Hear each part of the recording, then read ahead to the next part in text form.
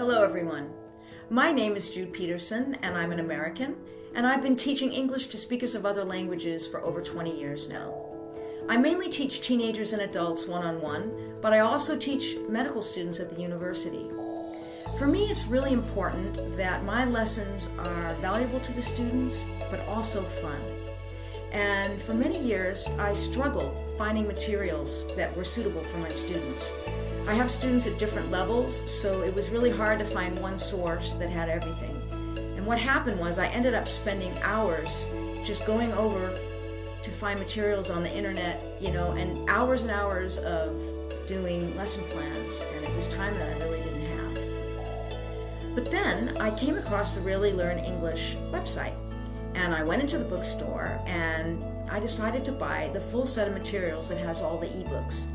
And I'm really glad I did, because it was like striking gold. Here I could find materials for all levels. And when you're teaching, it's probably a good idea, if you can, to be open to teaching different levels, because students have so many different needs. And it was like, in Really Learn English, I could find materials to suit just about any level, which was huge. They even have a test that you can have your students take to find out what level they're at. So that was fantastic.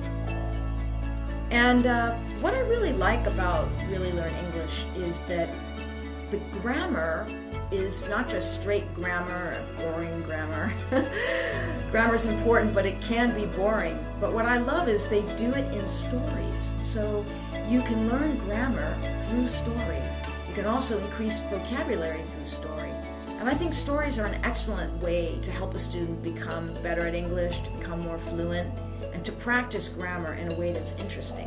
Now, let me say, if you need to teach straight grammar, there are all the grammar and spelling rules that you could ever hope for in these materials. But you as a teacher can decide how much of that you want to emphasize, or how much of it maybe you want to give them as homework if you don't want to go over that in class. It's really up to you, but the materials are there. So I think that an experienced teacher looking at these materials will see that all the rules are explained and carefully laid out step by step. And whether you're an experienced teacher or you're newer to teaching ESL, I think you'll find these materials are a godsend to you. So I really want to say, in all honesty, they are the best materials that I've ever come across in my teaching career. And I really highly recommend them to you. That's my tip for the day. Thank you, and happy teaching.